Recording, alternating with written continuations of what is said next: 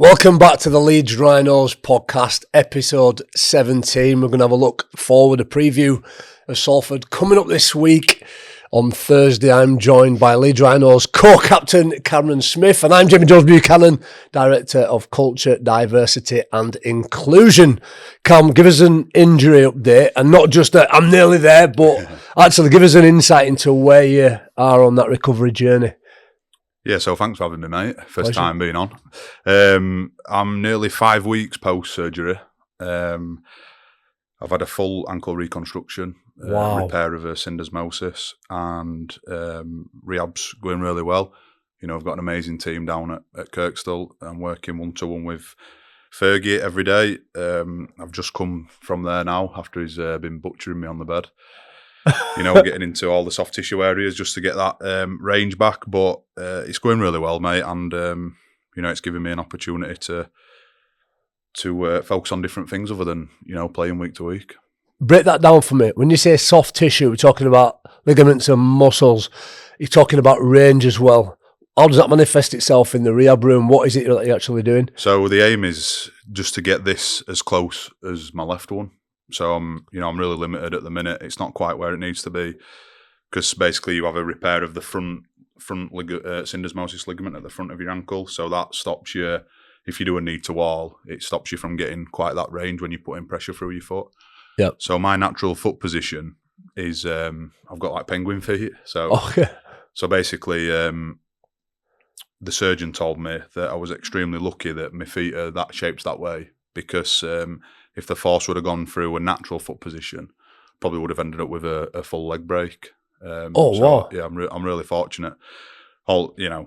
It's rubbish now, but I'm really fortunate that didn't happen. So basically, what I need to do is I need to strengthen the ligament at the front of my ankle and also get the range back to be able to get back on the field. And how that looks is strengthening all my calf, a tendon on the inside of my foot. There's numerous things that can affect that. So that's where rehab is at the minute. I've done my first full lower session today, which was really good. And the team's really pleased with how I'm progressing. I could talk about this for about half an hour. Easy.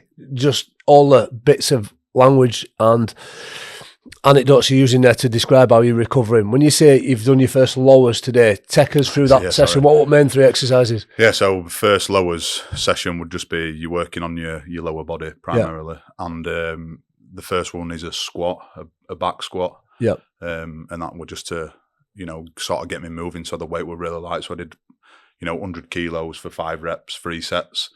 And then I'd do some isometric stuff, which would be focusing on my hamstring, which looks like a glute bridge.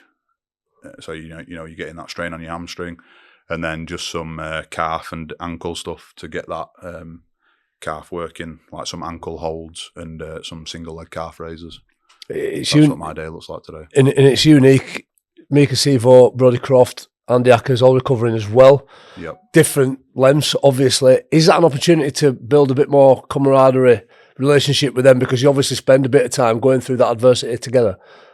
Yeah, definitely. And I travelled to, when we seen you in car way on Front Warrington game, I travelled with Micah Buller all the way there. And Buller won't be normally spend as much time with me because obviously he plays on the wing and I play in the middle, so we're probably not, spending much time together in the day like when we're in our unit splits. But it definitely is a chance to spend some time with people that you wouldn't normally spend time with. They've had to separate me and Ackers because we get along so well, and sometimes we'll be chatting and getting stuff done. So we're on rehab at different times as of now.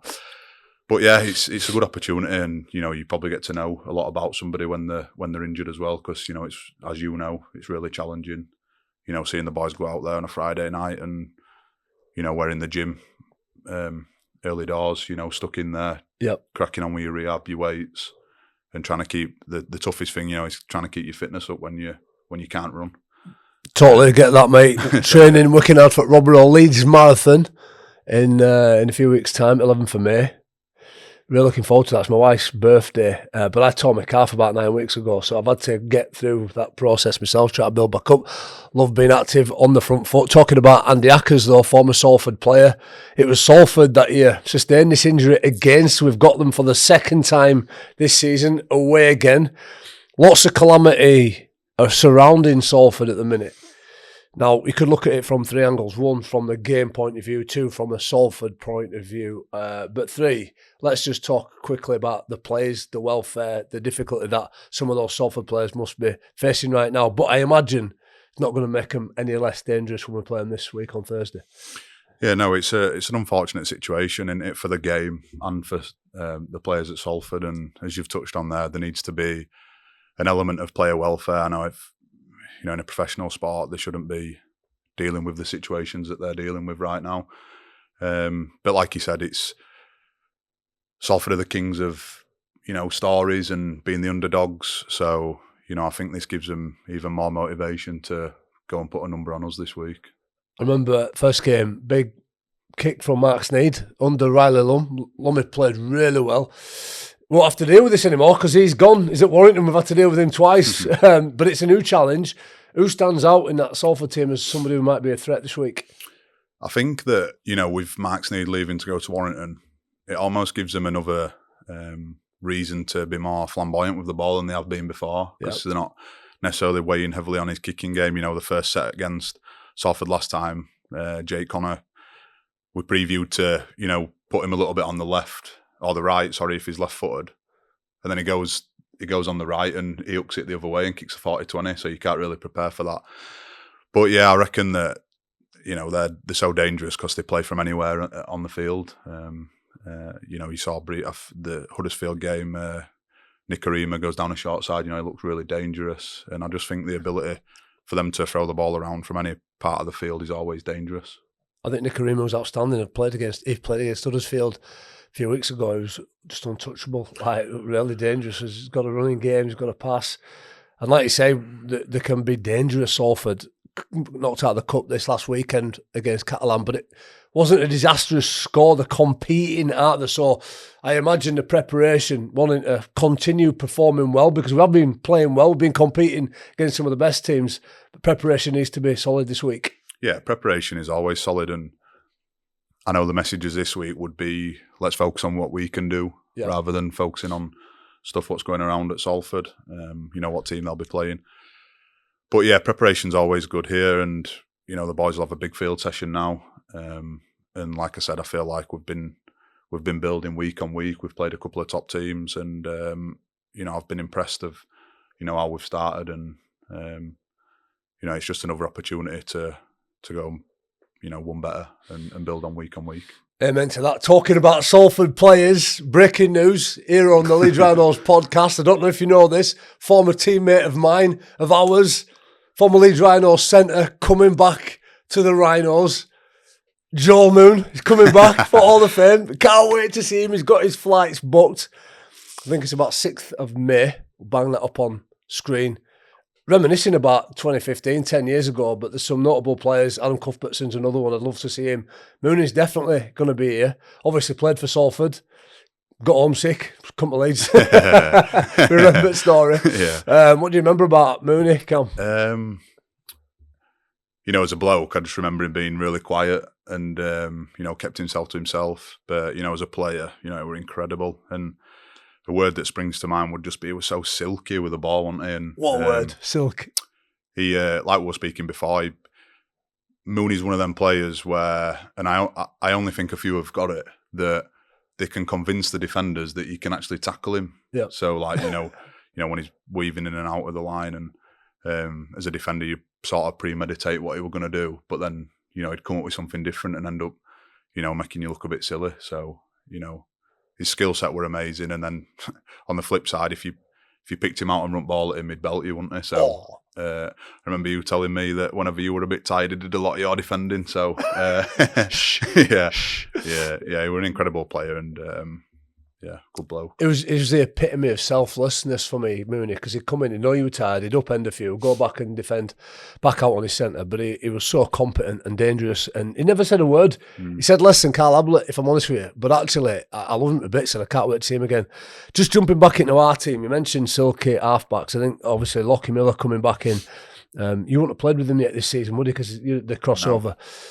And pushing Jake up there into the halves, into the spine, he's been great for me, and he's that point of difference, the maverick.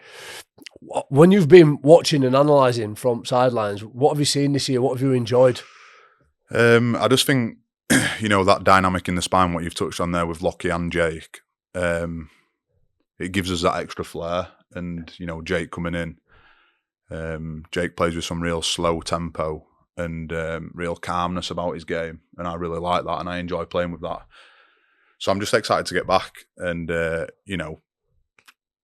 primarily just get the ball in their hands and, let them create some stuff because, they're both full of flair and I think they complement each other really well. Will it complement your game? And I asked that question as well because I want to lean into Morgan Gannon, who plays a little bit of that middle. He's got all the ability in the world. Won't talk too much about potential in case Ryan Orr's listening. Yeah, it's that way. Oh, wow. Of the opportunity, Ryan, to manifest potential is the point. But Morgan Gannon's got lots of it in overtime. Do you ever spend any time with him as a bit of a mentor, teammate, friend? Yeah, I would do. And, he's a special player, and I think he's only going to get better. I don't know how many games he's played so far, but he seems to have been around for a while now. And, it's just, I think he started the year really well. And, he's exciting to watch. And I think he'll only get better with age. I do my best with him, whenever I get any one-to-one stuff with him. But, I really enjoy playing with him. And I'm excited to see how he goes for the rest of the year. And you're a bit of a hybrid as a forward. You can do it all. You've got the silky skills in yourself and your own vision, the carry. Cooper Jenkins, Michael Leski, some of our middle boys this year have been great. Keenan Palacia, I think, have been fantastic. It looks solid, doesn't it, through the middle? And I guess those incremental gains right across the park must be promising for you as somebody who's going to be coming back soon. Yeah, definitely. And, BA's talks about us taking time and space away from other teams. And I think that, that's our game model, and our forwards are living and breathing that at the minute. They're creating a platform for our outside backs and spine to step up and play. And like you touched on there, I'm really excited to get back because, I want to play the game in an exciting way, and I want to move the ball. And it's exciting for me to see how strong these boys are carrying the ball, and how they're wanting to get off the line and put great shots on people. I'm frothing at the mouth to want to come back and throw the ball around a little bit, just to maybe, because I feel like sometimes we're just missing a little bit of ball movement in the middle, and we're just a little bit not one out, but we're just playing the power game constantly. So I'm excited to get back and add my little bit of flair on that.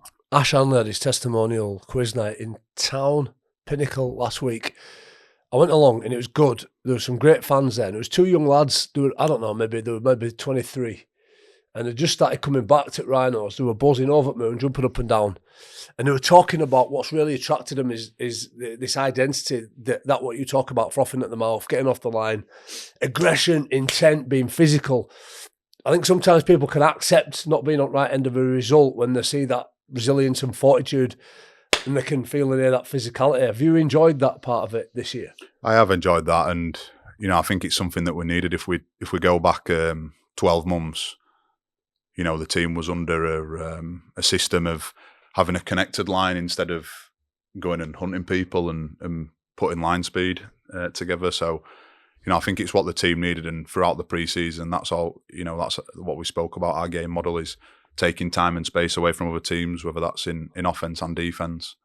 But it's really enjoyable to play with, knowing that when the other team kicks the ball from inside their own 40, and you can see the likes of Riley's doing a great job at minute, and all they bring it ball back. I feel like it really complements our team, and long may it continue. If the boys keep bringing the attitude and desire every single week that we've had for the first couple of weeks, then I think we'll be all right. Yeah. I tell you what I really like as well, we've got some young guns coming through, some young kids. When you're looking at our academy reserves, they've bashed a few teams. I went to watch them at Cass last week, seeing them against Wigan, against all the and when you look at some of the players that are coming through, I think they must get really excited. Also, the women's teams kicked off as well, getting a big win against Lee. Moving forward, getting the big W's or wins, that's what everybody's passionate about, seeing wins. Have you been behind or up to speed with some of the academy games or the women kicking off this year? I speak to many of the young boys as I can during the week, and they're going really well. Chev does a terrific job down there. I catch him. I've seen him this morning. He's collaring all the younger fellas in the gym because they do weights at a different time to us, and Chev's in there. I guess he's talking about stuff that he wants them to improve on, or anything like that. So, yeah, they're doing an incredible job. They do a great job on the field here of making sure our preparation's really good. Yeah. Otherwise, we can't be at our best if we're not getting tested every single session. Whether that might be some Salford plays today, or maybe even like the contact stuff in the room. Like they're not scared to put the body in way and get a bit of like Michaledzki in the wrestle room. I do try tip into the academy and the younger end because I want to have an impact on them as well. Yeah. And I just love seeing young kids do well for this club. Because it only seems like 2 minutes ago I was training with you and being super young. On that way. So. It is because they become like little brothers. Last word, Presley Cassell. Like I watch him, mesmerised by watching him. He's brilliant. You're like, get him in, but he's still a baby, so you've got to be careful, aren't you? Because especially at position he's going to play, but where could he go, Cam? To me, it looks like a Paul Sculthorpe.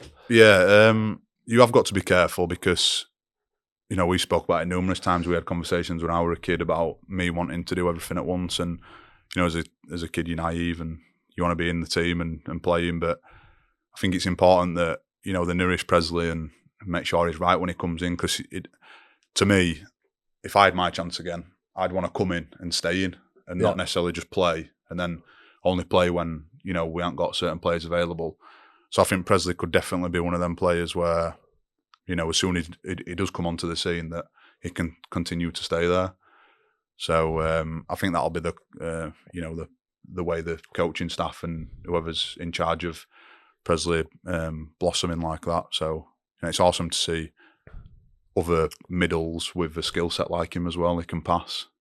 He's a big bloke for his age. And I think, it's exciting what he can do. But like I said, I feel like if they, nourish him into playing when he's ready, then he can stay in and not come back out. And a 46-4 win as well against the Lee Leopards for our women's team. You did the shirt presentation as well. Young up-and-coming talent, and we're talking about Presley, Connie Boyd in the Leeds Rhinos women's team as well. She had a massive impact in this first game. Tell me about that shirt presentation, Cam. What was it like? Yeah, we're fortunate enough to be asked down to present them. Lois and Leon wanted me to speak about how important it is for Connie Boyd to come through the academy and represent Leeds, similar to my journey. So I touched on that a little bit. But, it's really important for the women's game, isn't it, for them to continue to produce products. And, for her to start off, her and Mel Howard, who I presented the shirts to, to start off their campaign with a promising win is really good for the club. Yeah, Mel from Newcastle system as well, Newcastle Knights. Aussie, bit of Aussie twang in there. It's brilliant. I think it's great. Getting right behind our women's team. They look like they're going to have another fantastic season. Looking forward to Lois Forsell being up and back amongst it as well, having spent a bit of time on maternity leave. Class. Well, that's the long term. The short term is we're playing Salford on Thursday night over at the AJ Bell. I'm going to get across, mate, as always. I stood behind the sticks with the fans, mate, at Warrington. It meant I grew up in the South Stand with the away fans when we were away. I've got some catching up to do with some of the songs, mate. Some of the new songs, but a good crack. Hope to see you there. Thanks for joining us on the Leeds Rhinos podcast. We'll see you next time.